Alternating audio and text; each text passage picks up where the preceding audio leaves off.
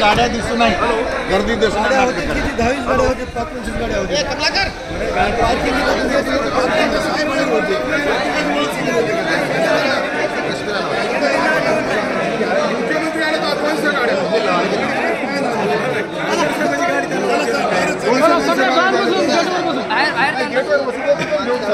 सगळे गेटवर जाऊ.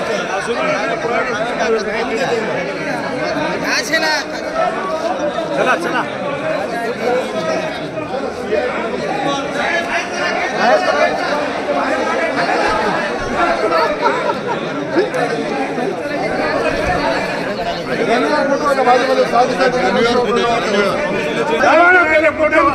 कशा करता गाड्या थांबवल्या.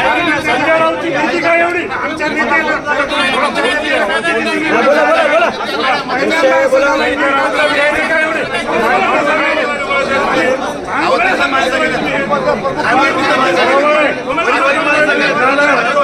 रणवर गेले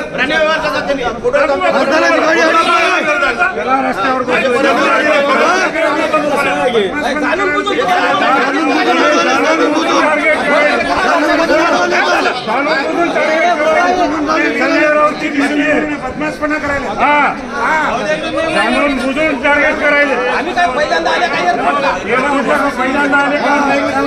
काही कर्मचारी कदाचित त्या बीजेपीच्या मोड मधून अजून बाहेर पडत नाहीये.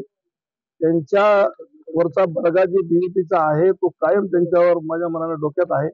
मी आता SP साहेबाला बोललो, हे लोक हमेशाच झालंय. आमच्या शिवसेनेचं खच्चीकरण व्हावं किंवा तिथं त्यांना गर्दी दिसू नये या दृष्टिकोनातून हा अरेरावीचा धंदा चालू आहे.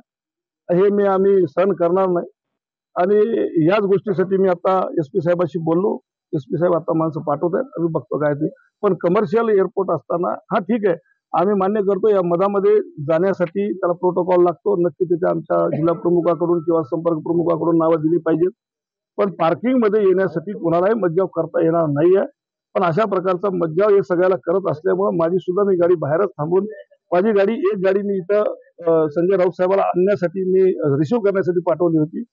त्या गाडीला यांनी अडवलं, हुज्जत खेळली त्याच्यासोबत खूप वेळ. आणि माझा लोगो मला जे शासनाने भारत शासनाने जो मला लोगो दिला तो लोगो त्याला गाडीला चिटकून असताना या लोकांनी अडवतात. आणि इथला PI सांगतो की त्याला ओळख नसेल तर काय मग आम्ही आमच्या काय क्रिमिनलचे जसे पोलीस स्टेशनमध्ये फोटो लावतात तसे आम्ही तो फोटो लावून ठेवावं का काय, अशी परिस्थिती. आणि बीजेपीचे चुत्या माणसं कोणी रोडवरचे रोड रोमिओ सुद्धा तिथं येऊन मधामध्ये येऊन तिथं त्या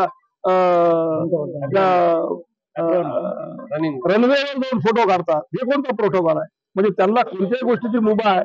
अरे कुठेतरी नियम शिल्लक ठेवता का नाही, सगळे धाब्यावर न ठेवतात. पार्लमेंटरी कमिटीकडे तुम्ही याची तक्रार 100% तक्रार करणार आहे. मी आता प्रोटोकॉलला सगळा 100% तक्रार करणार आहे. आणि आम्ही आता असं ठरवलंय की साहेबाला त्यांनीच जाऊन रिसिव्ह करून आम्ही थांबतो बाहेर. ठळक घडामोडींसाठी देशोन्नती न्यूज चॅनलला सबस्क्राईब करा आणि बेल आयकॉन प्रेस करा. मुंबई, पुणे, नागपूर, मराठवाडा असो का विदर्भ, राजकीय, सामाजिक, शैक्षणिक क्षेत्र असो का क्रीडा, सर्वच घडामोडीचे विश्लेषण पाहायला विसरू नका. फक्त देशोन्नती न्यूजवर.